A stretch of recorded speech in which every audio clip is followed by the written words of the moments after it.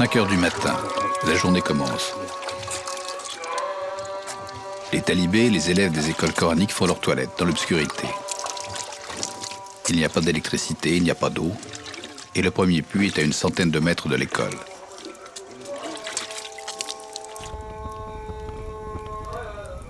Cette journée commence directement par la prière, et aussi la lecture des versets du Coran. Les élèves vont les lire des centaines, voire des milliers de fois, pour tenter de les mémoriser.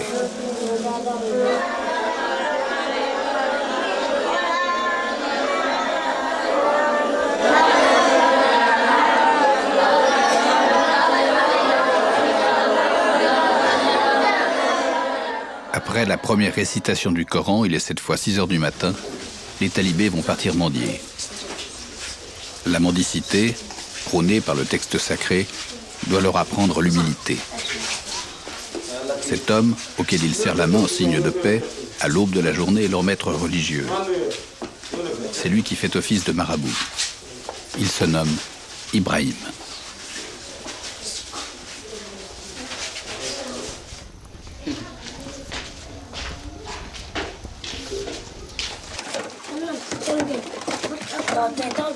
Chaque enfant choisit la gamelle avec laquelle il va demander l'aumône et qui va lui permettre de conserver aliments ou argent. Tous vont sortir, alors que la ville dort encore. Dépêchez-vous. Prenez vos gamelles et mettez-vous par deux. Mettez-vous là pour que je vois qui va avec qui. Et toi, d'habitude, tu pars avec qui? Sora, tu vas avec qui? Allez, tu vas avec Modou.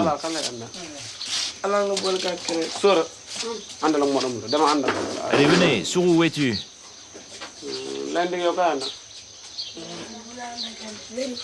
Moi, je vais avec Eladj. Avec lui. Il reste qui maintenant? Modou, finalement, tu partiras seul.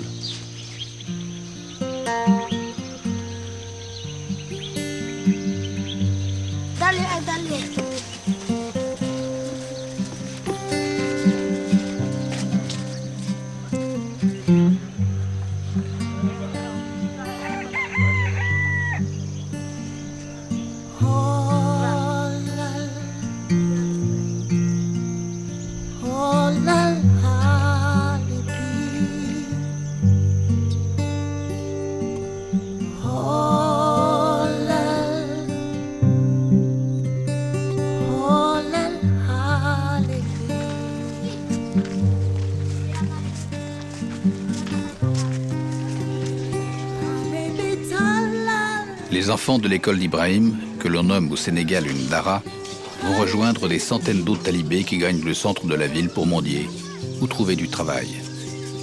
Les plus jeunes ont 5 ou 6 ans. Ils restent plusieurs années dans les écoles coraniques et souvent n'en sortent qu'à l'adolescence. Nous sommes à Mbour, au Sénégal, et le centre de la ville, c'est le port.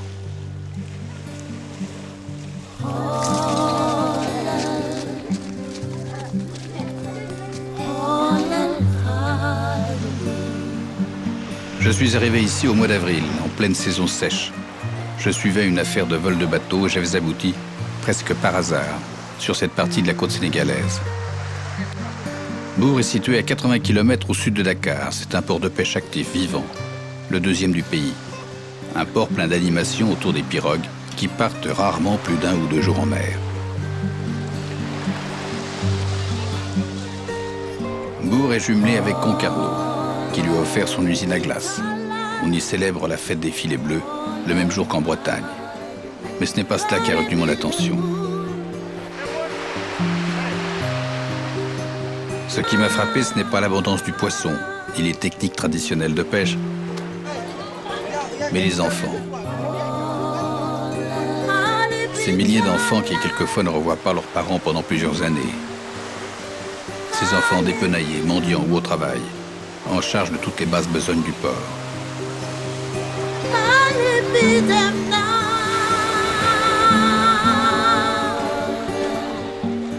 Le nombre des talibés est en augmentation régulière, non seulement au Sénégal, mais dans tous les États de l'Afrique de l'Ouest. Mais c'est ici, à Mbour, qu'il m'est apparu le plus flagrant, le plus inquiétant aussi. Et c'est là que j'ai choisi de les regarder vivre.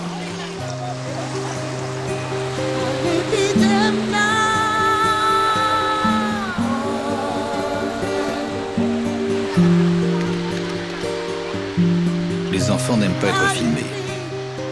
Ils sont même quelquefois agressifs. Tous réclament toujours de l'argent ou de la nourriture.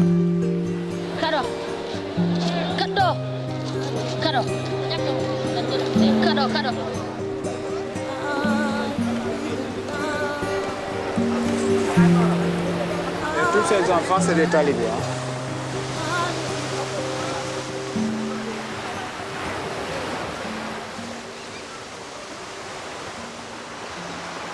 Pour la plupart, ces enfants ne sont pas originaires de la côte. Certains viennent même de pays voisins.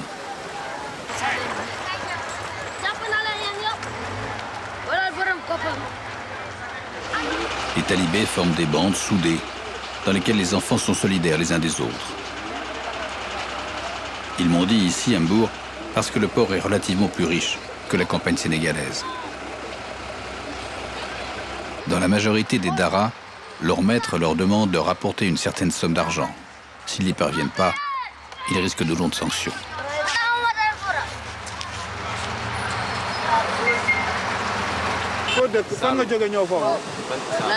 D'où tu viens, toi?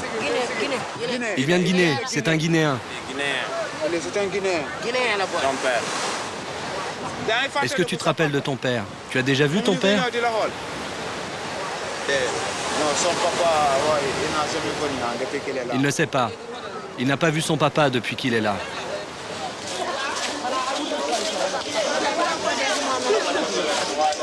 Un guide, il se nomme Babacar, m'accompagne dans les ruelles du port. Le soir, quand tu rentres à l'école, à la maison, à l'école coranique, tu dois amener quelque chose. Chacun amène quelque chose. De l'argent, de la nourriture, ce qu'on leur offre comme ça, sacrifice, des sucres. Chaque petit talibé doit amener à son marabout au moins 250 francs CFA. Leurs parents sont vivants. Ils sont dans les villages, à l'intérieur du Sénégal.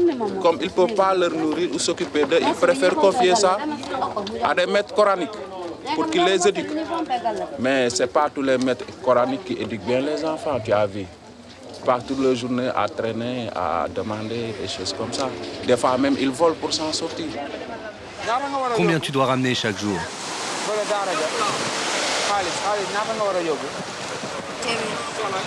500 CFA.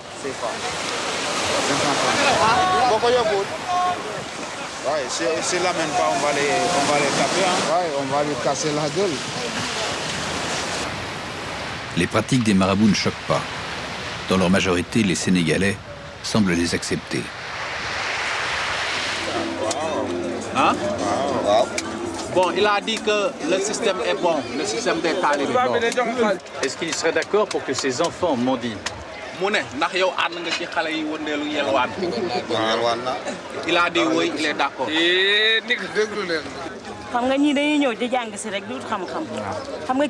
Le fait qu'ils mendient, ce n'est pas grave. Le maître d'école ne peut pas tout leur assurer. Toute la nourriture, tous les habits, tous les soins médicaux, c'est pour ça que les enfants mendient. S'ils étaient à l'abri de ces besoins, ils ne seraient pas dans la rue en train de mendier, mais à l'école en train d'étudier le Coran comme tous les autres gosses. La Dara d'Ibrahim est installée dans un chantier interrompu ou abandonné, à 2 ou 3 kilomètres du port, tout près d'une plage. Je m'y suis rendu souvent et toujours en improviste. Mais j'ai toujours été bien accueilli.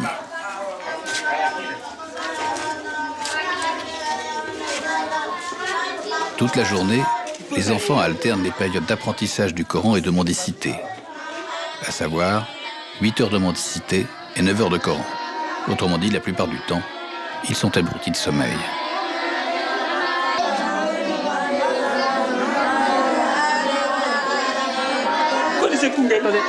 Quel âge a-t-il? Il a 20 ans.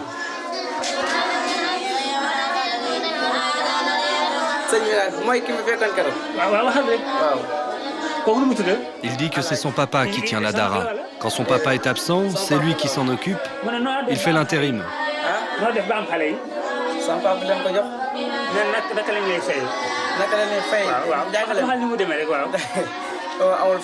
Tous ces enfants sont des enfants que l'on a confiés à son papa pour qu'il les éduque. Il dit qu'il fait tout ça sans être payé. Mais on ne leur paye rien. Il n'y a pas de paye. Quand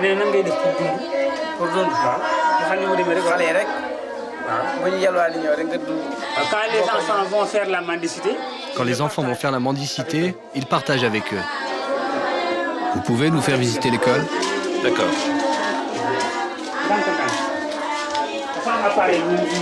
Ne va pas trop vite.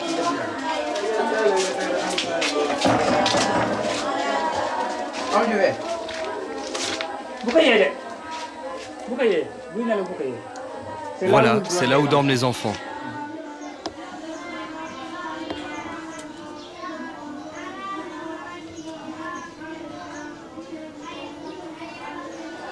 Qu'est-ce qui lui est arrivé? il y avait une plaie.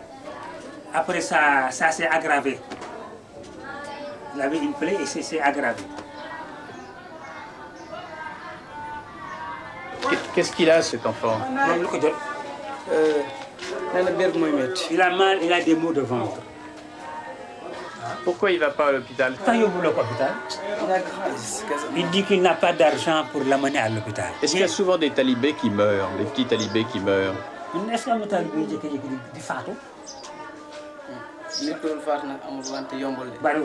C'est pas souvent. Hein. Pas souvent. Il y a des morts, mais c'est pas souvent.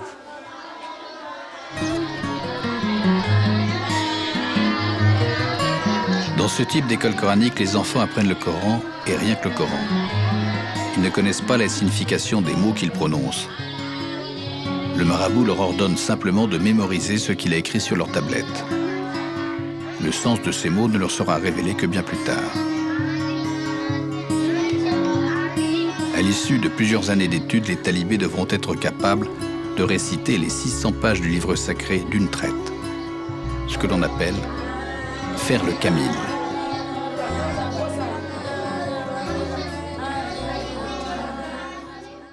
Il y a des personnes qui ne peuvent pas réciter ça par cœur en une seule journée. Mais il y a des gens qui ont une bonne intelligence.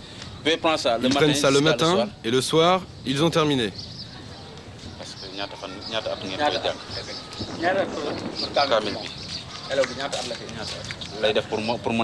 Ils mettent combien de temps pour faire le kamil?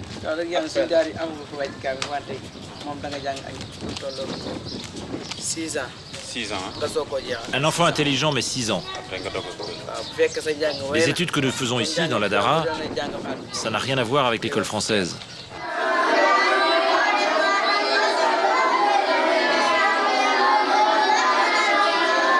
Chaque jour, Ibrahim vérifie les connaissances de ses élèves. Les enfants doivent lire sans erreur les phrases écrites sur leur tablette ou réciter par cœur des versets du Coran. Malheur à ceux qui se trompent ou ne savent pas.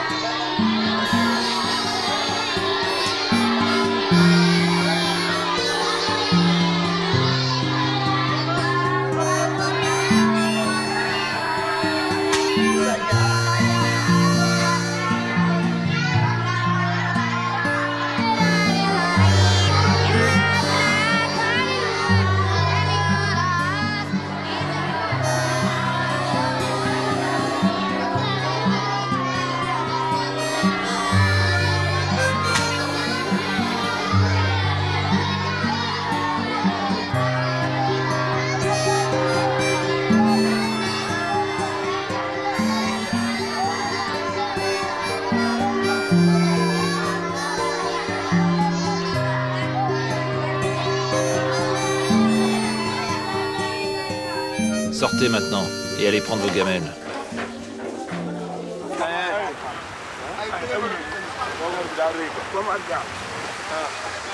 Proche du port, elles aussi, il y a d'autres écoles à Mbour. Des écoles classiques où l'enseignement est fait en wolof, la langue vernaculaire du Sénégal, ou en arabe, ou bien en français. Ces écoles sont théoriquement ouvertes à tous. Elles sont gratuites ou peu coûteuses, mais de fait, les plus pauvres ne les fréquentent pas. Car les élèves, quand ils quittent la classe, chaque midi et chaque soir, doivent être nourris par leurs parents, ce qui n'est pas le cas des petits talibés. Ce sont donc des écoles de quartier ordinaires, mais les élèves y font figure de privilégiés.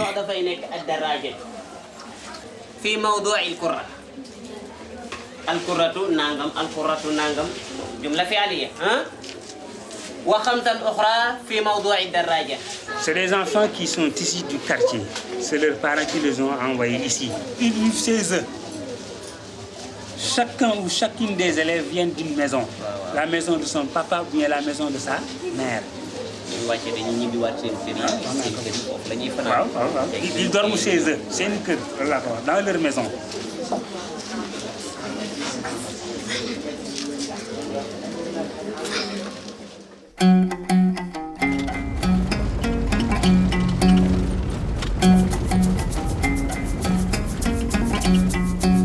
L'islam noir a une capitale, Touba, une ville sainte au beau milieu du pays, à 150 km de Mbour. Une ville de 1,5 million d'habitants initiée par un homme, Cheikh Amadou Bamba, le fondateur de la confrérie des Mourides. Que l'on voit ici représenté au début du siècle. De nos jours, des milliers de pèlerins viennent se recueillir à l'endroit où autrefois, il n'y avait que la forêt.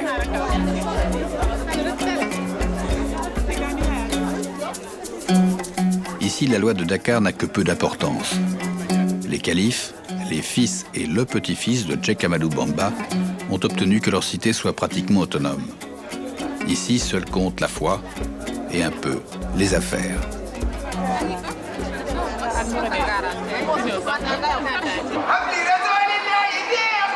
Il y a toujours foule à Touba, une foule fervente, passionnée, qui clame ses convictions avec vigueur.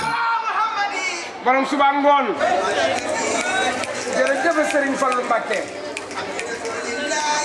nee na maay Sénégal maay xew tey maay xew ba faw te duma xewi xanaa xamoo ne ay na ay jeex na rafle jeex na rakkal jeex na ragg jeex na bele jeex na mooy Sénégal gaal gi Sénégal gaal gaa ngi fii ci biir kër gi.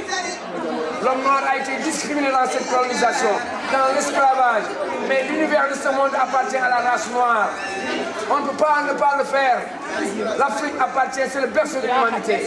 Mais tôt ou tard, le monde connaîtra qui est Cheikh Ahmadou Bamba. Et là où réside l'islam, la paix et l'amour. Jërëjëf Serigne Touba. Jërëjëf Serigne Touba. Jërëjëf Serigne Touba. L'islam, ça t'enseigne, le Coran t'enseigne le comportement de l'individu, le respect de son prochain, pour savoir que nous, on est des êtres humains, on est venus sur terre en mission et on va retourner. Donc il n'y aura pas d'importance d'avoir des rancunes, des haines, et c'est ça que le Coran nous enseigne, nous éduque à ce point. Pourquoi est-ce si dur pour les enfants? Mais pour demain, qu'ils puissent affronter les réalités de ce monde. Merci bien. Les chefs religieux des Mourides ont fait construire une mosquée imposante et magnifique.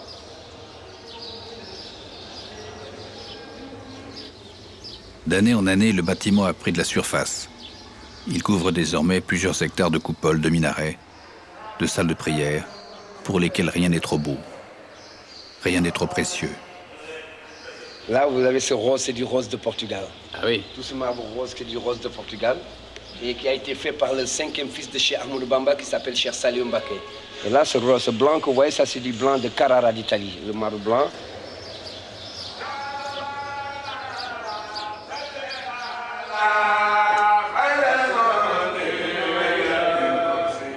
J'ai voulu rencontrer le calife, connaître son opinion sur les daras, dont bon nombre se réclament de son enseignement. Il ne m'a pas reçu, mais a désigné un porte-parole, un ermite, qui, loin des fastes et des marbres de la mosquée, vivait dans un quartier de Touba, dans cette masure.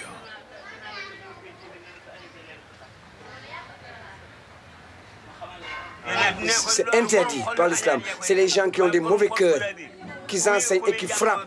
Les frapper, ce n'est pas obligatoire. On ne doit pas frapper méchamment les enfants comme ça.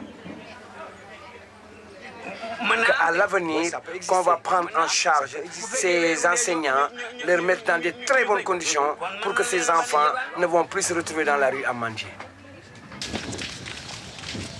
L'un des garçons malades va mal. L'état de sa jambe abîmée empire. Je propose de payer les frais d'un hôpital pour qu'il soit soigné. Ce qu'Ibrahim accepte. Nous partons donc de bon matin vers la ville de Thiès, à une centaine de kilomètres de Mbour, dans un hôpital qui possède les qualifications nécessaires. Nous prenons un taxi-brousse.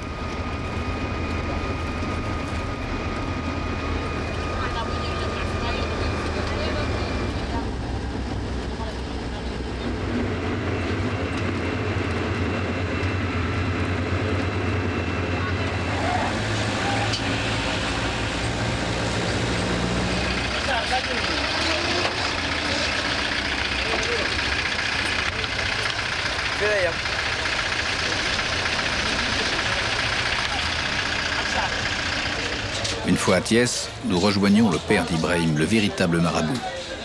Il règne sur une centaine d'enfants répartis dans 3 écoles.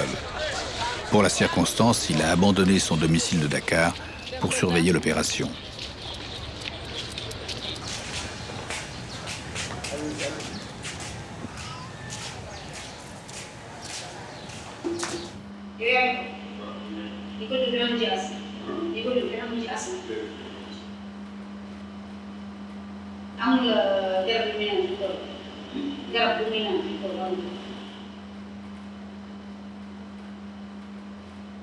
C'est une infection chronique au niveau de la cuisse.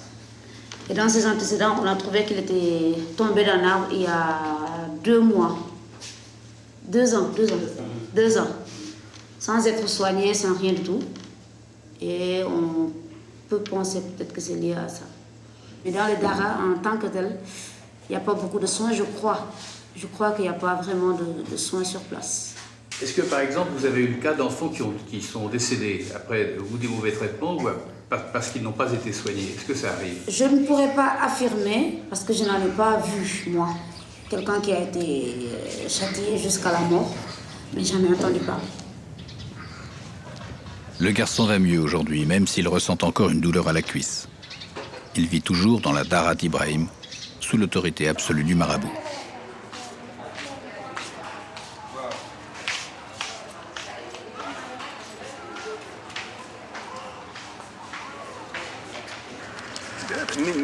J'ai beaucoup de talibés sous ma responsabilité. Je les traite tous comme s'ils étaient mes fils. Ils doivent être capables plus tard d'éduquer leurs propres enfants de la même manière. À Mbour, pour les enfants de la Dara d'Ibrahim, midi est une heure importante. C'est le moment du principal repas de la journée.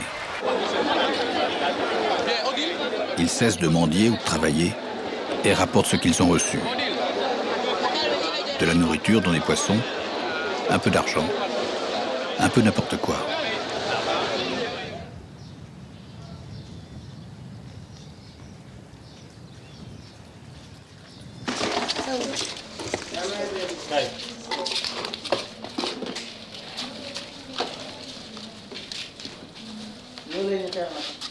C'est tout ce que tu as ramené?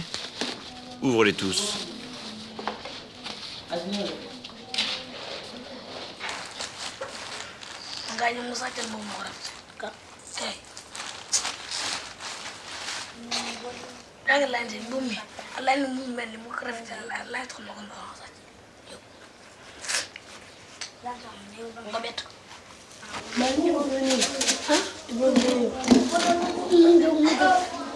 Les responsables de la Dara font ouvrir les gamelles.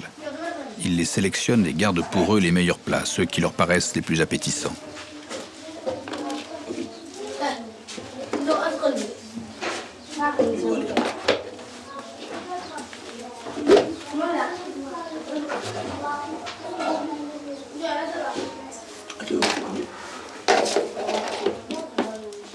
Qui a fait cuire la nourriture?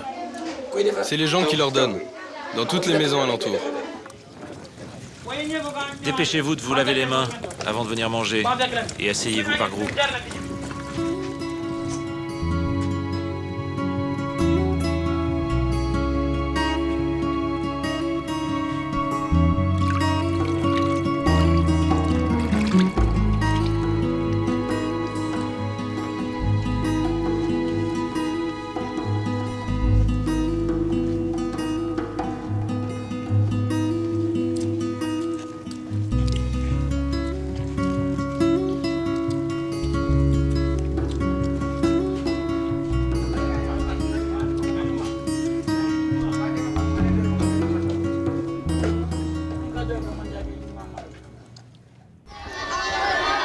Ce matin-là, la séance de correction a lieu à l'aube.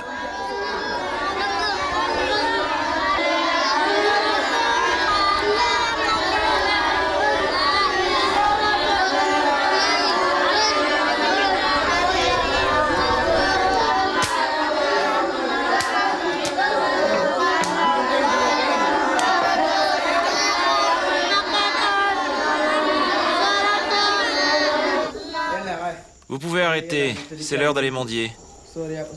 Ceux qui doivent faire le voyage, vous restez là.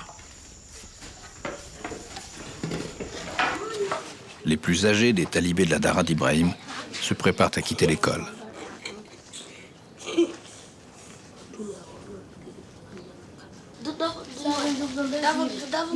Moi, je plie tous mes habits et je les mets dans le sac. Il y a quelqu'un qui va venir me chercher. Moi aussi, il va venir me chercher.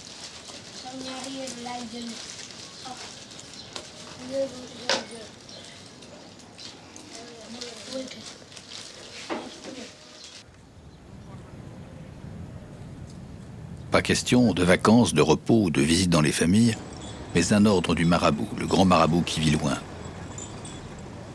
Il a décidé d'envoyer quelques enfants travailler ses propres terres, à 300 km de là, au centre du pays, en direction du Mali. La saison sèche se termine, il faut des bras pour nettoyer les champs avant que ne tombe la pluie.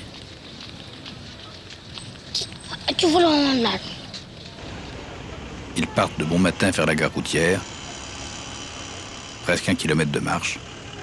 Ibrahim les conduit. Comme tout le monde, les enfants vont prendre les transports en commun.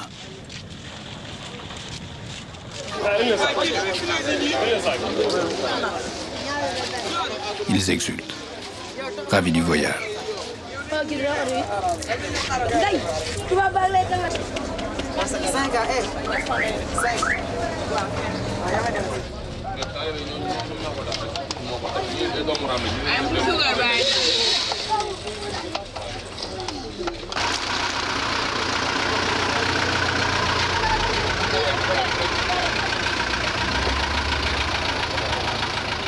Direction Koungheul, 6 heures de route.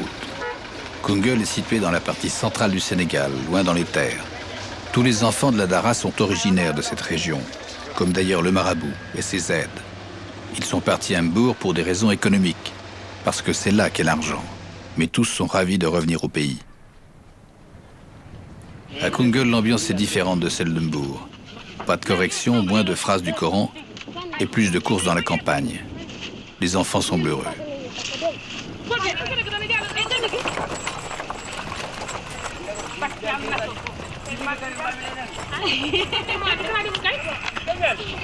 Toute la Dara, dès le matin, part dans les champs, tout au bout de cette forêt de baobab.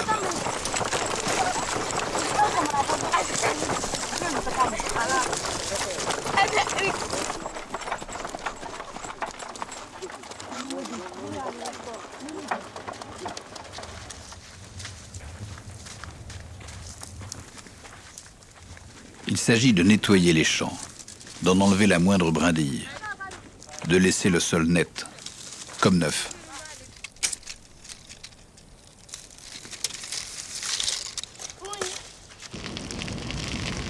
Koungheul est pauvre, plus pauvre encore que les villes de la côte. Il fait chaud, plus qu'ailleurs au Sénégal. Les enfants des Dara qui n'ont pas émigré ailleurs ont du mal à survivre.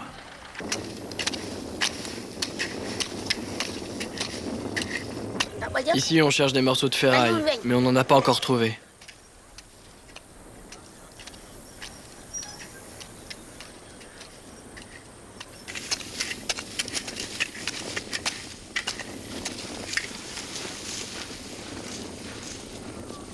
Tout près de la Dara, une route à grande circulation relie le Sénégal au Mali. Une mauvaise route, pleine de fondrières qui oblige camions et voitures à danser sur le macadam.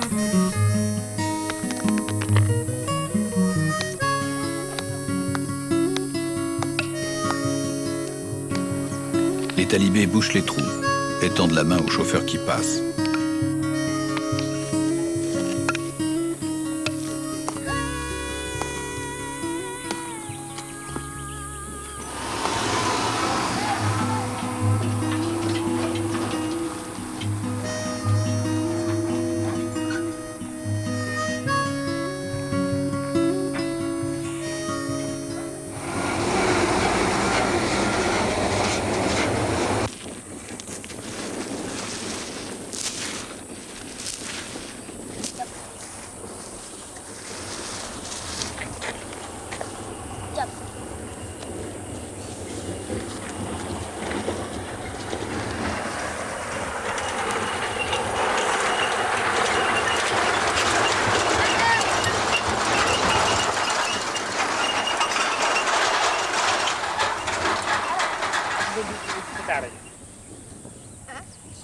Il dit qu'à chaque fois qu'ils ont de l'argent, ils l'amènent au Dara.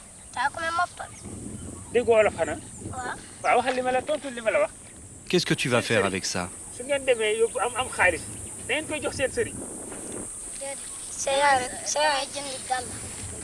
Il dit qu'il va acheter des chaussures avec. La région a subi des périodes de sécheresse, mais plus encore, les sols sont dégradés et les ressources naturelles souvent gaspillées. Comme ailleurs dans cette partie de l'Afrique, les campagnes se vident. Le prix de la nourriture augmente. J'ai assisté à Dakar à des manifestations dites de la faim. Beaucoup de fonctionnaires et quelques ouvriers défilaient dans une ambiance assez bon enfant.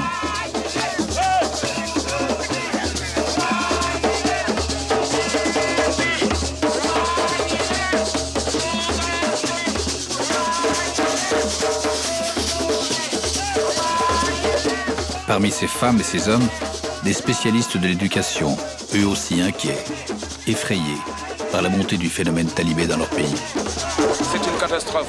Je crois que l'État a une grosse responsabilité. Parce qu'effectivement, ces enfants, l'État a le devoir, n'est-ce pas, de les protéger, de les éduquer, de les former. Ne serait-ce qu'au niveau de l'école coranique. Mais malheureusement, tel n'est pas le cas. On les laisse, n'est-ce pas, entre les mains d'éléments véreux, n'est-ce pas, qui utilisent ces enfants uniquement pour se faire de l'argent. Vous les avez vus dans les rues, dans les stops, etc. Ils ne font que chercher de l'argent pour leur marabout. S'il vous plaît, lui, il est là-bas à la maison, couché. Qu'est-ce qu'il faut faire pour lutter contre ça? Qu'est-ce qu'il faut faire? C'est que l'État tout d'abord. Ensuite, les parents n'ont qu'à prendre leurs responsabilités. Un parent n'a pas le droit d'abandonner ses enfants à n'importe qui. Donc c'est à cela que l'on assiste. Mais aussi, quelque part, ça s'écoute avec la pauvreté, la misère sociale qui sévit. Donc je pense que c'est tout un ensemble. Dakar, 3 millions d'habitants. Une capitale animée et attirante pour les talibés qui choisissent de s'évader. Il y en a des centaines chaque année. Des fuyards qui refusent les coups de cravache et en général la dureté de l'enseignement prodigué dans les daras. J'ai suivi les équipes du SAMU social international qui, nuit et jour, sillonnent les quartiers de la ville et tentent de leur venir en aide. Les enfants fuyards vivent dans la rue. S'ils le souhaitent, et seulement s'ils en expriment clairement le désir, le SAMU social peut les prendre en charge. Mais quel que soit leur choix, ils les soignent et tentent d'adoucir leur sort. Hé, laisse-moi, toi. C'est mon argent, laisse-moi. Tu m'as pris 50 centimes. Prends-les-moi. Arrêtez. Arrêtez de vous battre. Je peux le faire, le partage.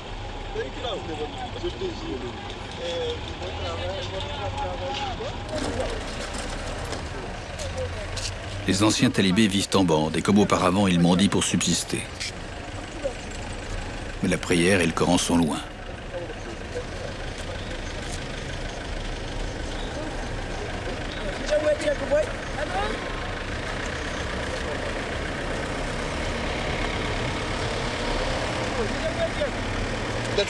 Où était ta Dara?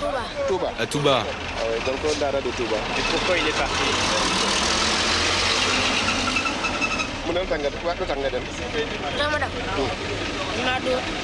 On l'a battu.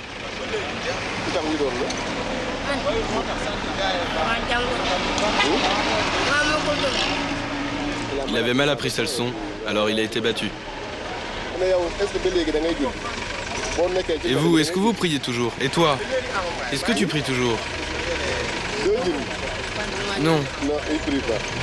Et lui, le grand derrière, est-ce qu'il prie encore? Non, non. Non. Il se souvient encore un peu du Coran?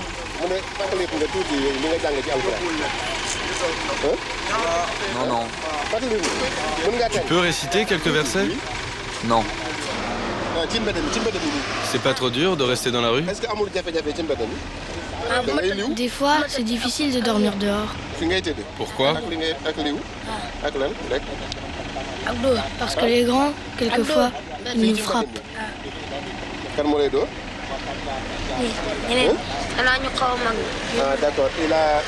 Il y a le froid, il y a l'endroit où ils dorment, et puis il y a certains aînés qui les agressent dans la rue.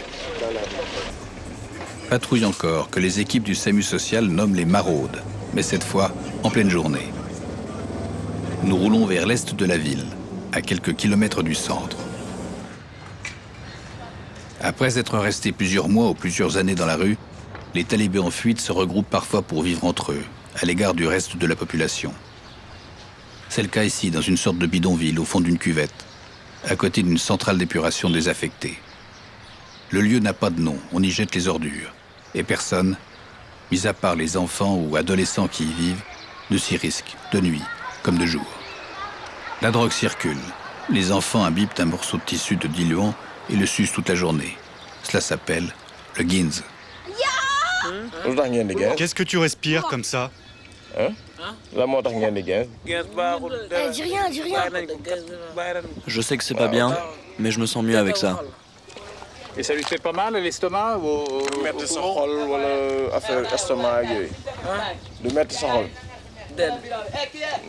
Non. Hé, vous avez vu? C'est le président de la République qui est là-dessus. J'ai quitté ma Dara parce que c'était trop dur. Je suis venu ici. Si tu n'as personne pour t'aider là-bas, on te fait cultiver la terre, on te frappe, on t'insulte. Il me demandait de rapporter 500 CFA. Et si je ne le faisais pas, il me frappait.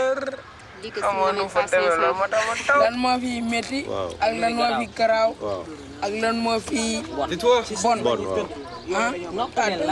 Ce qu'il y a de plus dur dans la rue ici, c'est quand on se couche. On est piqué par les moustiques. Tais-toi, tais-toi. Écoute, laisse-moi parler.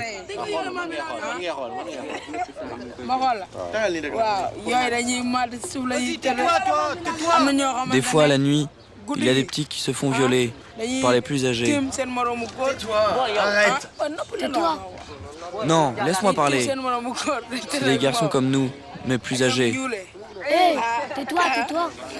Laisse-moi.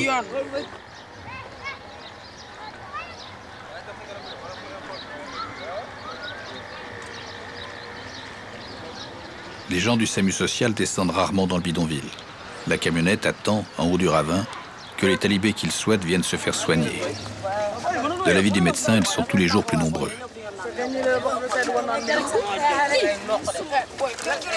Ça fait peut-être entre 1 ou 2 mois quand on a commencé à venir fréquenter le site. Au début, on y trouvait 5-6 gosses, une dizaine maximum, mais là, vraiment, on y trouve de plus en plus d'enfants. Ils sont à l'abri des populations, principalement à l'abri des forces de l'ordre, qui ont tendance un peu à les déloger des lieux où ils se trouvent en général. Mais là, ils ne sont pas dérangés. Et ils ont parlé de relations sexuelles entre eux? Oui, ils en parlent de plus en plus souvent et de plus en plus ouvertement de relations sexuelles. Au début, c'était des relations sexuelles imposées, mais de plus en plus, on trouve des relations sexuelles consentantes. Ils sortent quand même dans la population générale au moment des repas, pour mendier, de quoi manger. N'est-ce pas? Mais en dehors de ces moments, ils vivent entre eux.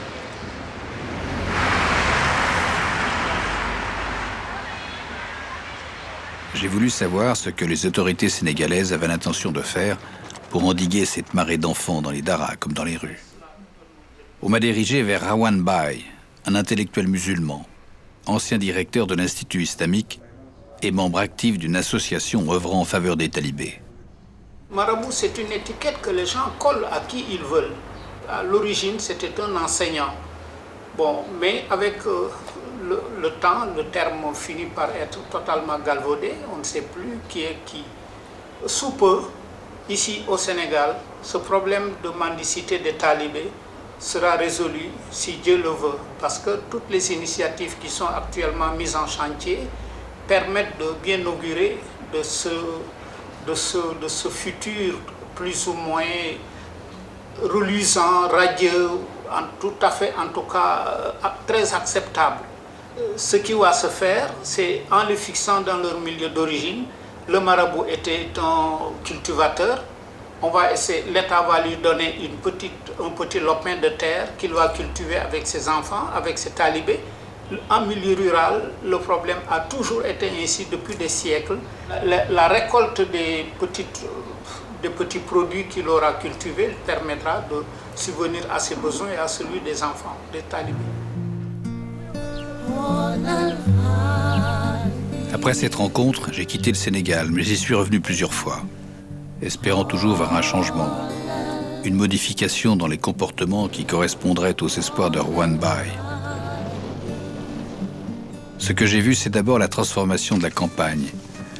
Avec la saison des pluies, les étendues sèches et grises étaient devenues ce jardin. Manioc, arachides, mil, et partout, des petits talibés au travail. Des images qui expliquent que ces enfants sont essentiels pour l'équilibre économique du pays. Au-delà de ce que rapporte la mendicité à leur maître, la campagne sénégalaise a besoin de leurs bras. kenn ak boppam mën na bay mais nag mbay mi du am solo noonu parce que benn loxo bi mënut a def lu bari. Il dit que quelqu'un peut travailler mais sans les talibés ça c'est pas du mën a bay lu bari waaw. Ça sera pas beaucoup c'est ça. wala nga am ay doom yu bari nga yor leen. Il dit que on peut travailler sans talibés mais on obtiendra quelque chose d'insignifiant. Mais avec les talibés, on peut obtenir un grand produit, une bonne quantité et nourrir aussi ces talibés. Le port de Mbour est toujours actif et il y a toujours plus de talibés.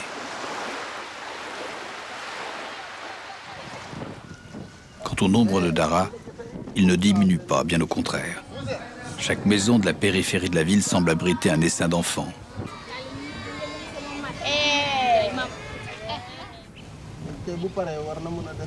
Il dit que là, il va loger 60 enfants. Tous vont pouvoir être logés ici. Nous sommes prêts à recevoir n'importe quel nombre d'enfants. La demande augmente tous les jours. La dara d'Ibrahim est toujours en place.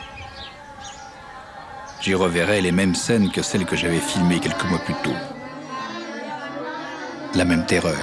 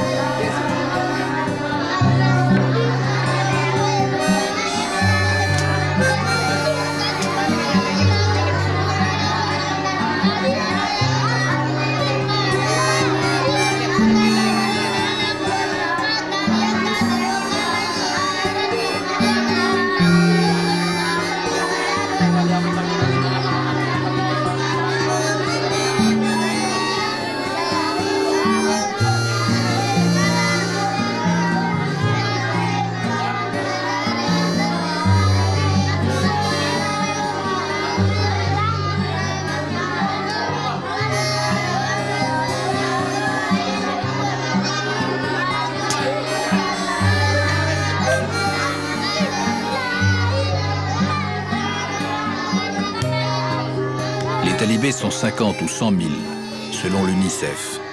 300 000 pour Tostan, une ONG sénégalaise. Toutes les écoles coraniques ne sont pas aussi dures que celles d'Ibrahim. Dans les daras de ce type, Il y en a des centaines.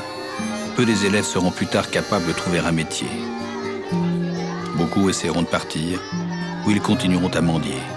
La seule chose qu'ils aient vraiment apprise et pratiquée. Leur seul moyen de survie.